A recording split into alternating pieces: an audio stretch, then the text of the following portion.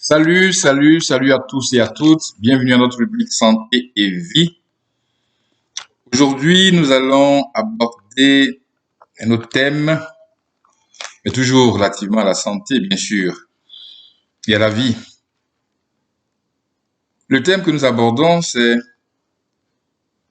santé et sourire. Santé et sourire. Santé et joie. Oui, c'est important pour un homme, pour toute personne, de cultiver la joie s'il veut avoir une santé équilibrée.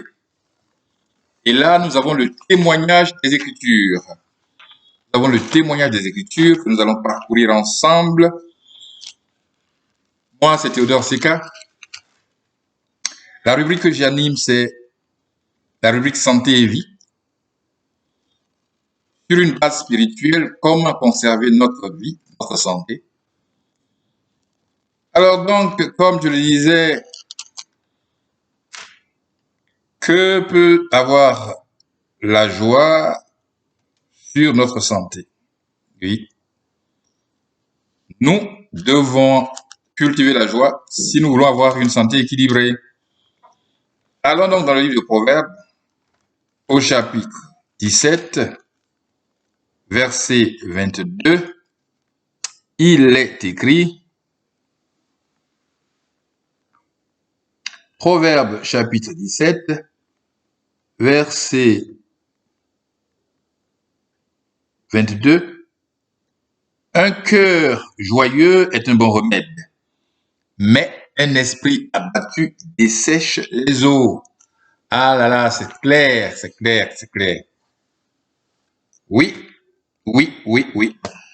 Un cœur joyeux est un bon remède, mais un esprit abattu dessèche les eaux. Nous avons intérêt donc à être joyeux, ne pas dépendre des circonstances. Notre paix dépend du Seigneur, qui nous a fait des promesses. L'apôtre Paul pouvait dire « Réjouissez-vous en espérance ». Quand nous pensons à ce qui nous attend, aux merveilles qui nous attendent, nous ne pouvons que nous réjouir. Nous devons faire fi des circonstances. Circonstances, ça veut dire des choses qui tournent, qui ne sont pas constantes. Oui, un cœur joyeux est un bon remède, mais un esprit abattu dessèche les eaux. Chers amis, santé et vie. Nous voulons vivre? Nous voulons être en bonne santé? Nous avons le témoignage des Écritures, la parole éternelle de Dieu, qui ne varie pas, qui ne change pas. Avançons encore. Dans le même livre de Proverbes, au chapitre 12, Proverbes chapitre 12, verset 25, nous lisons ceci. Proverbes chapitre 12, verset 25. L'inquiétude dans le cœur de l'homme là-bas, mais une bonne parole le réjouit. Oui. Alors. C'est tellement important. C'est pour cela que, en tant qu'humains, épargnons nos semblables de paroles blessantes, inutiles. Oui, c'est important. Je le répète, Proverbe chapitre 12, verset 25. Il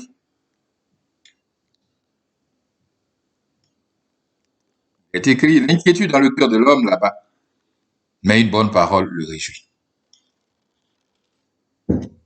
Toujours le témoignage des Écritures. Allons dans le livre de Proverbes au chapitre 18, verset 14. Proverbe 18, 14. L'esprit de l'homme le soutient dans la maladie, mais l'esprit abattu, qui le relèvera? Oh, bien-aimés, nous avons tous intérêt à cultiver notre joie. L'apôtre Paul, inspiré, pouvait écrire dans le livre de Philippiens au chapitre 4. Faisons la lecture, Philippiens chapitre 4. Il est écrit, Philippiens chapitre 4, verset 4. Réjouissez-vous toujours dans le Seigneur.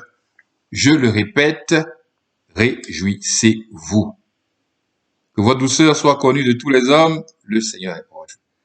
Oui, ne nous laissons pas aller à l'abattement, aux inquiétudes inutiles. Notre santé en dépend. Un cœur joyeux est un bon remède. Nous devons plutôt nous réjouir. Nous devons cultiver la joie, comme il est écrit dans le livre de Romains. Si nous voulons regarder aux circonstances, nous ne pouvons pas être heureux. Mais notre joie dépend de celui à qui nous sommes attachés, notre Seigneur Jésus-Christ, qui nous aime. Romains chapitre 12, verset 12, il est écrit, « Réjouissez-vous en espérance. » Oui, c'est clair.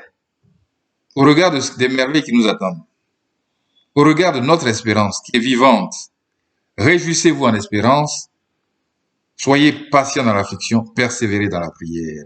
C'est clair. Donc, notre réjouissance n'est pas circonstancielle. Elle est liée à l'absolu qui est notre Dieu, notre Seigneur Jésus-Christ. Bien aimé, c'est tellement important d'entretenir notre joie, d'entretenir notre paix, si nous voulons avoir une santé équilibrée. Notre rubrique s'intitule Santé et vie. Le Seigneur ne nous a pas créés pour la maladie, il nous a créés pour vivre heureux. Et donc, les circonstances de cette vie ne sauraient freiner notre joie. Nous devons être heureux. Quand nous pensons à ce qui vient bientôt, quand nous pensons à l'enlèvement, comme il est écrit dans le livre d'Apocalypse, chapitre 19, nous allons le lire, Apocalypse chapitre 19, verset 7. Réjouissons-nous et soyons dans l'allégresse. Ah, bien-aimés, voyez. Réjouissons-nous et soyons dans l'allégresse et donnons-lui gloire, car les noces de l'agneau sont venues et son épouse s'est préparée. Bientôt, ces choses tristes qui sont le quotidien des hommes, nous en serons épargnés. Oui, réjouissons-nous, bien-aimés. Santé et joie. Quel effet a la joie sur la santé? Quel effet a la joie sur la santé d'une personne? Nous l'avons vu. L'inquiétude dans le cœur de l'homme là-bas. Mais une bonne parole le réjouit. Nous l'avons également vu. Un cœur joyeux est un bon remède. Mais un esprit abattu dessèche les eaux. Soyons joyeux. Toujours joyeux. Joyeux aujourd'hui, joyeux demain, joyeux pour toujours. Parce que nous avons été créés pour être heureux. Ne regardons pas aux circonstances. Regardons à ce qui vient, à notre espérance. Ayons les regards fixés sur Jésus, qui suscite la foi et l'amène à la perfection. Et là, nous serons toujours heureux. Que le nom du Seigneur soit loué, exalté, glorifié.